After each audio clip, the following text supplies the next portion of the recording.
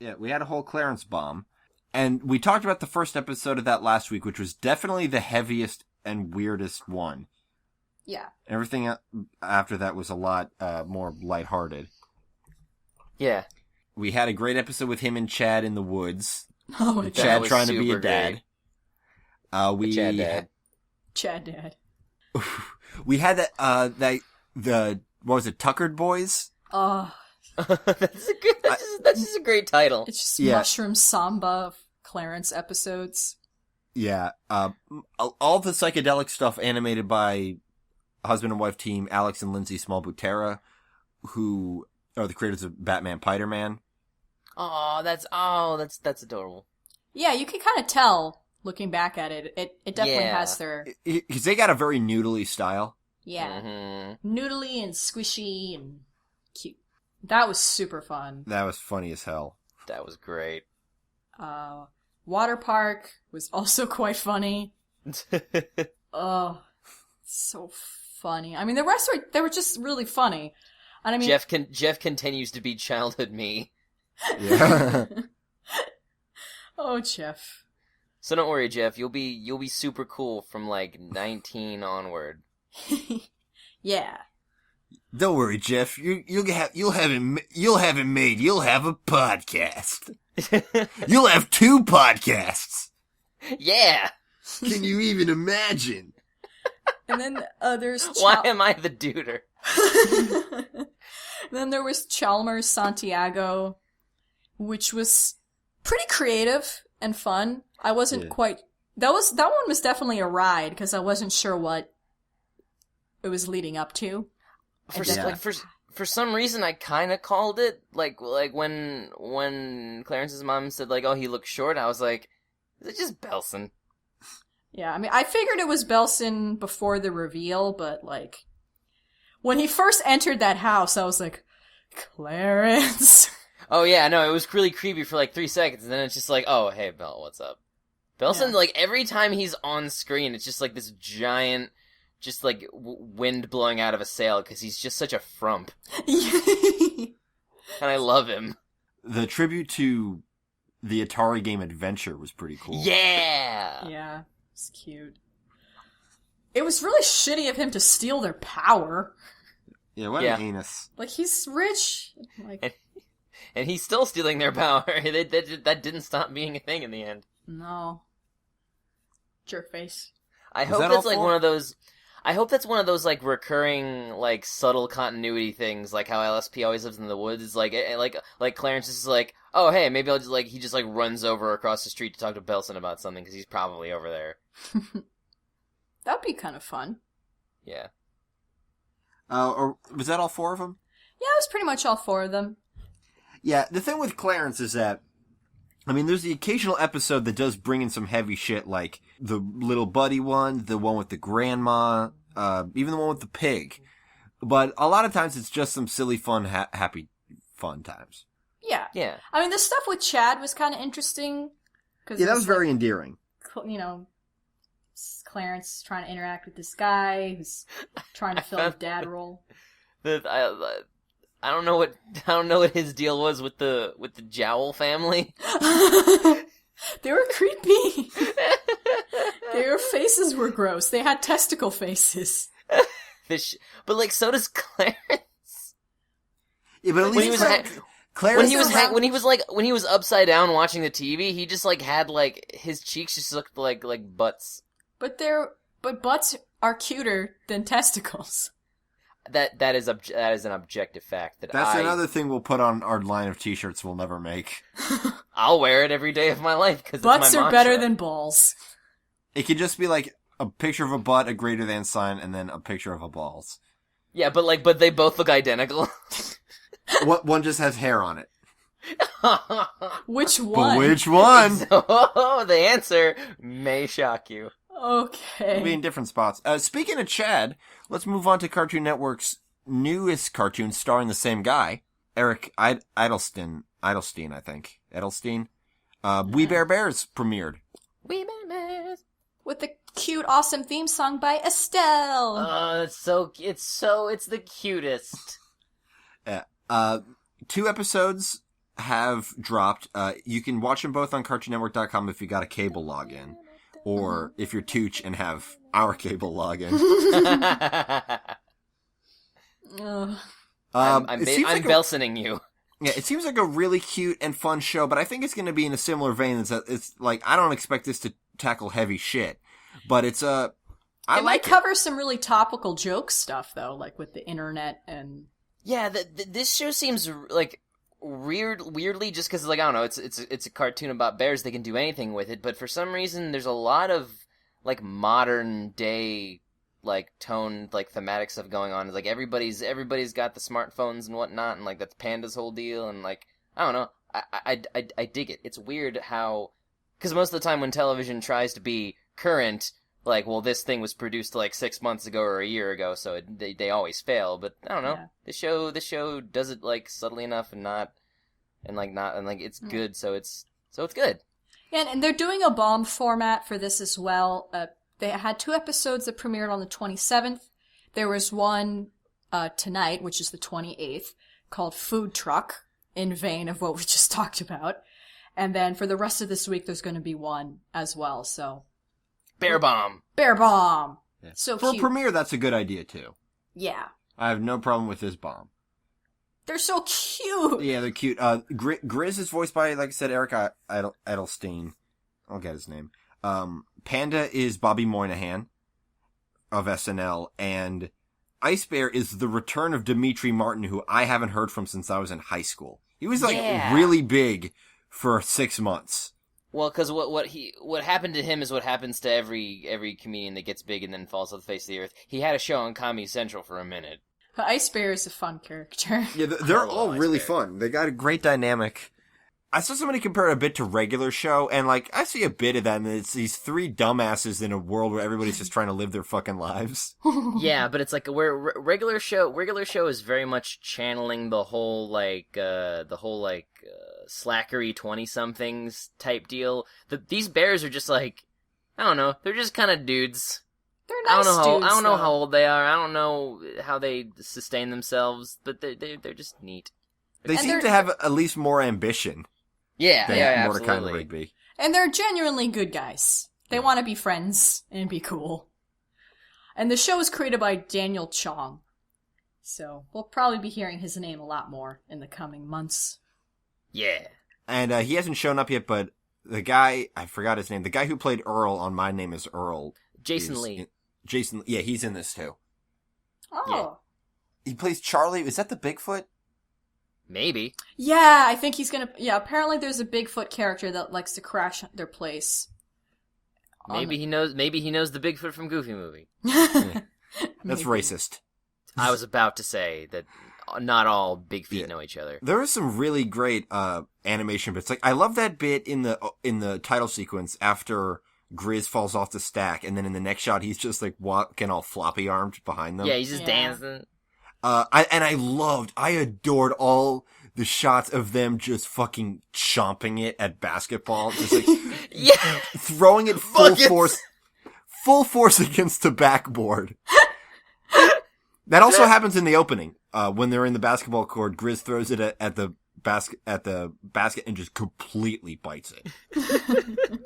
I just love how, like, cause I'm sure it was just like a doodle that they just rolled with, where it's like their main mode of transport is just stacking on top of each other it just looks so cute. Well, apparently it's based on Chong's webcomic of the same name. Yeah. No, it's called The Three Bear Bears. Yeah, but it's the same character, so I'm sure he probably just like drew them like that and went, let's do it. Some other cute visual jokes. I mean, obviously, Panda's sketches of all the basketball players. Oh, that was the greatest. These all kind of look the same. What? But they're so rendered. Can only draw anime. Yeah, he can only draw shitty DeviantArt how to draw manga anime. As he was flipping through them, they got more and more Super Saiyan. And this was super subtle, but when Grizz is setting out like the plan of like, if we were here and the bag was here, he uses a pepper shaker for Grizz, a salt shaker for Ice Bear, and for Panda, it's a shaker that is pepper and then salt and then pepper. I did catch that. I love the shit out of that. Yeah. In the comics, it looks like they're in that stacked position most of the time. Good. Then I need to read every comic. It's cute. Yeah, so we're looking forward to the rest of this show. We're not sure how recapable it's going to be. If it is just, if it's what we saw today, where it's just like kind of fluffy, silly stuff, then it'll be funny and we'll enjoy. But we probably won't talk about it that often. But we're definitely telling you to watch it now. Oh yeah. Bears are cute. They're super cute. They're great design. They're the best. I don't even like the designs of the people. I think they read really well. Oh yeah, you're right, they do. I was just distracted by their cute little bear tails. Yeah. I couldn't focus on the people, but now that I think about it, that cop had a nice design. Yeah. And we have one more thing to recap, and that is the season 2 premiere of Rick and Morty, which, what's it called? A Wrinkle in Time, which actually picks off basically right after the season 1 finale where they froze time at the end. Oh yeah, I forgot about that. Yeah. Yeah. Yeah, and that's what that was. And they hit the ground running with this interesting thing where, the timeline splits due to uncertainty or some shit. So they've got 2 and later 4 and later 32 screens running in parallel of almost the same events happening, but with slight differences. It was really great. I loved the shit out of it. It was such a neat idea. It's a ride and a half. Like, it was your eyes, especially since the show visually isn't that stimulating, so it really gave you a lot to look at. Yeah. To, find the minute differences. Yeah, which is standard procedure for any American cartoon on Adult Swim. They don't look great. More or less. No. Oh, the Venture Brothers looks good. Yeah. Well, yeah. Anything that does look great, it always takes forever to come out because they spend so much time working. I don't know if I have that much to say about it. I mean, it felt like more Rick and Morty, and it's been a long time since I've seen it. Yeah. Yeah, it's fun times abound. I mean, they touched on, the whole who's gonna be the new sidekick thing now that they want, Summer to have more of a role in this season. So I guess they and Rick just pulled out his whiteboard and was like, basically you're the same and I hate you, and so I guess that just means they're just gonna fulfill the same kind of thing. They're just both gonna tag along. Which is great, because Summer's awesome. And the B plot was fun, too. Yeah, that was actually really sweet of the dad, who's normally... A dick. Just a terrible husband. The Cold Stone product placement was odd. Cold Stone's funny because it's very common but kind of bad. But not extremely bad. It's fine with me.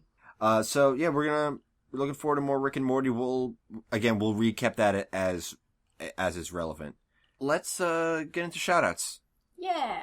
Luke says, hi, I'm a relatively new listener. I was recommended by a friend who knows Tooch. Okay. Oh, hello. Do you know Luke, Tooch? Wait, didn't they say that Luke's friend knows me? Yes. It might be Justin, it might be Gamma Jammas, because I think he told me that he got one of his friends to listen to it. Yeah. So if that's you, what up? And if it's not, what up anyway? So yeah, he's been listening to our podcast while playing Splatoon, a wise choice. And this letter was so flattering, because he said that, I wanted to thank you guys for teaching me quite a bit about writing. I had several revelations about storytelling and character development while listening to the podcast, mainly the Kim Possible episode, and that led me to getting more work done on my novel project in just the last week than I had gotten done in the last year. We did it! Haha, you're welcome. I can't even. That's so cool. And then he mentioned Samurai Jack and robots and that cool story that came out on your newswire about the robot that passed the self-awareness test, which is a real thing that happened. Look it up. Yeah, well, apparently, it's not as big of a deal as the sensationalist title makes yes, it is. be. No, it's Mega Man. Okay. Shh. Okay. It's baby. Also, we made him cry when he listened to our Inside Out episode. Oh, Jesus, I'm sorry. That's probably my fault, because I wanted to get all touchy-feely. Thank you so much, man. April D, good old fan. who's been with us for a little bit now, wants to know if we'd be interested in talking about Gravedale High. It's a little one-season cartoon starring Rick Moranis as the one human teacher at a monster school with a fawns-like vampire, Southern Belle zombie, and a visible Maurice LaMarche, and a Gorgon Valley girl. I can't remember if I remember this. I do not remember it, but I looked Whoa, it up. we found one! Email. Yeah, I never heard that before in my life. But it did make me remember Scooby-Doo and the Ghoul School. Yeah, it sounds kind of like that. They're both Hanna-Barbera. Yeah. I don't know, maybe. If it's the chance to talk about Hanna-Barbera that won't be 1 million episodes is kind of appealing to me, so... Well, I mean, I don't know. Like, Hanna-Barbera has plenty of one-off shows that no one's ever heard of that aren't that long. Yeah, they have plenty of clones of their own stuff. Yeah, that too. They were creating their own competition. Well, I mean, I'm a big Monster High fan, so I'm That's interested. true. This might be up your alley. It's and only also 13 episodes. It's got Rick Moranis in it. Yeah. Can't be that bad. Yeah. And then also Gem, because of the movie that's coming out that's gonna be bad. I have no familiarity with the show, and I kind of feel like if I didn't grow up with it, it's gonna be kind of unwatchable for me. Yeah. Was it 80s? Yes. Yes. That's kind of everything from the 80s. No, but this was because like the 80s, like 90% of all the nostalgic 80s cartoons were toy selling Hasbro properties, and this was one of them. Like, I've heard a lot of people who did grow up with it, like they do enjoy it, like ironically now, like, oh, it's so bad it's entertaining, but I still think that you need that initial, like, I already know what this is about and I watched it all as a child already, so there's not that much commitment. Yeah, and we just don't have that, so Yeah. I don't know. Pink Dolphin 12 said, "Hi guys, I love this podcast with all my heart." Thank you. So y'all have done a Space Dandy and a Samurai Champloo, but do you plan on doing an episode on Cowboy Bebop? Ha-ha. Definitely. Yeah, I think we kind of have to at this Absolutely. point. And it's neat, because we went backwards, so... Oh shit, yeah. So yeah, it's gonna happen. Because I know Nikki has some opinions about the ending and stuff, so... Who doesn't? I mean, well, Nikki as a person who's probably the last person to see Cowboy Bebop. I am the last human being to watch Cowboy Bebop. The last. And I'm like, have you guys heard of this fucking ending to Cowboy Bebop? Why is nobody talking about this? We talked about it 11 years ago. What are you talking about? Oh, did you see the movie though? Oh, he hasn't yet. We need to make him watch the movie. I didn't movie's even know there was a movie. There is a movie. It's a standalone thing that takes place somewhere in the middle of the series, so it has nothing to do with the ending. I figured it would have to. Yeah, Yeah. I mean, it doesn't... I was really sad it didn't come with the box set, because they could have easily just put it in there, but... Oh well. Be licensing things, I don't know. How do we say we're going to pronounce this person's name? Alexical? Alexical says, "Been watching some of your older episodes, and it's interesting to see how your opinions grow on the ongoing shows. Like hearing you talk about Coach Steven, especially after Cry for Help just aired, is both fascinating and hilarious. Especially your opinions, Nina. Quoting me saying, 'It's weird having this show do a musical-style song, and it was unexpectedly nice seeing them do such an in-depth character study.'" Oh, the innocent times. Oh, to be young, and on season 1. Blitzcuddle said, they love our show, can't wait for more, thank you so much, and they suggest All Real Monsters, Chalk Zone, or Monster Rancher. What's Monster Rancher? Monster Rancher was an anime? It was an anime based off of a video game franchise where it was like a Digimon Pokemon type deal, but the gimmick for the Monster Rancher games is you put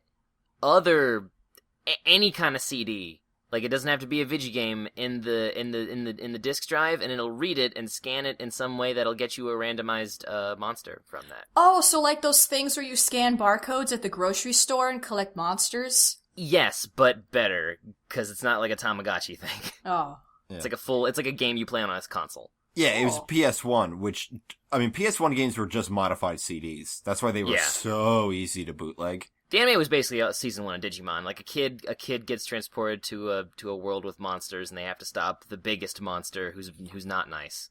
Oh. Yeah. And I think it aired on Fox. Yeah, Same time it as was a Fox Kids Sat AM deal. Well, we'll see, I guess. I remember The theme song was pretty good. Yeah. Because that was the thing. Like, they were bad at dubbing, but their original theme songs were usually, at the very least, pretty damn catchy. Yeah. Chalk Zone...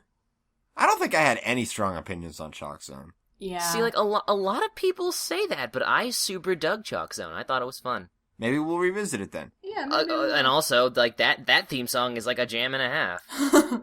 And wasn't that one of Hynden Walsh's first roles? Yeah. She came in at, like, season 2 or something as a Penny, and they even put her in the opening. Penny Sanchez. Yeah. It was fun. I liked it. Yeah, a lot of people want us to talk about it, so maybe we should give it a chance. BS Dude says, in reference to our Inside Out episode, they definitely didn't bang hard enough on Sadness's purpose. Specifically, they showed when Joy understood, but she got interrupted before she could say it, and they never came back to it. I think that ties back into what Tooch is saying, is that it needed to be a little more overt with its themes to hit a general audience. Yeah, because I did super like that, and when that realization came, I was like, yes! Because honestly, like, even I wasn't 100% sure how they were going to deal with sadness being a necessary emotion. Like, that's a hard thing to explain to anyone, to most people. Mm-hmm.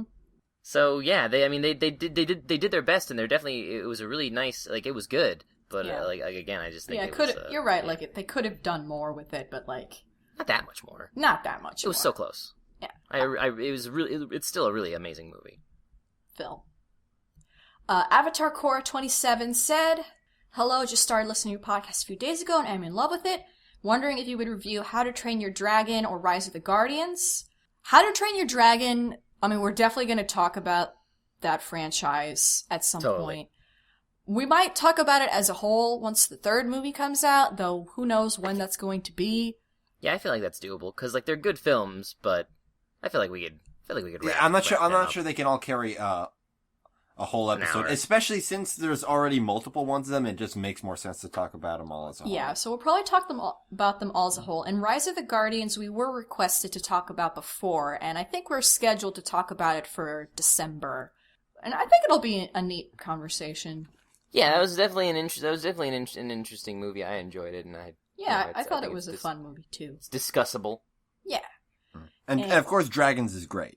And yeah, we love Dragons. We think it's super fun. Yeah. Grib Schnobler, at Grib Schnobler says, "Just listen to your great." What'd you call me? Just listen to your great Freakasode ep. I happily got to watch it both during its initial run and the Cartoon Network reruns. Well, very lucky person. Look at Gregory Groundfloor over here. At Seaweed Queen says, "Tooch, you should know this after today's episode." I'm assuming Dan's or Inside Out or whatever. It would have been Inside Out. The 80s were 30 years ago, not 20, no matter how much you wish it wasn't. Oh, wow. Sick burn. Dang. Okay, they were 30 years ago. Jesus. It took me forever to realize that the 2000s hadn't just started. It felt like they just started forever. Yeah, they've been chugging along because it still doesn't have a name.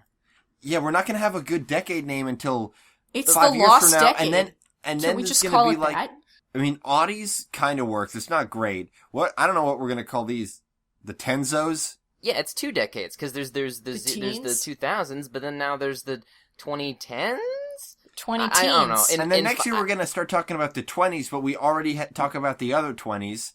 But no one gives a shit. I don't know. Not a lot of people talk about the other 20s anymore. Oh, then what about the 30s? That's in our lifetime. The 2020s. The farther away they get, the more history will just kind of mush them all together. Like the entire 1800s? Yeah. It'll be like that. Like, pretty soon, like, our grandkids will be watching films that take place in, like, 1945, and people will be wearing bell-bottoms. Because it's, I don't know, that's how 20th century people dressed, right? Whatever. Well, the 20th century was really different from all the centuries that preceded it, and, like, how rapidly things changed. So I don't know about that. A, that's true. B, we're also very, like, close to it. Yeah, we're kind of biased towards the 20th century. Exactly. Anyway. Also, it's more documented. And then what the fuck were we talking about? The fact that I'm old and I thought the 80s were 20 years ago. Okay. And at Novu and Nova said, "Yes, do get a P.O. box. I will definitely send lots of cartoon merch to y'all." We got one. Okay, that's one. That's one person. Bring it on. All right. Ways to contact us. Is that everybody? Yep, I believe Right. so. We love you all. The best place to contact us is via our email, thetoongoons@gmail.com.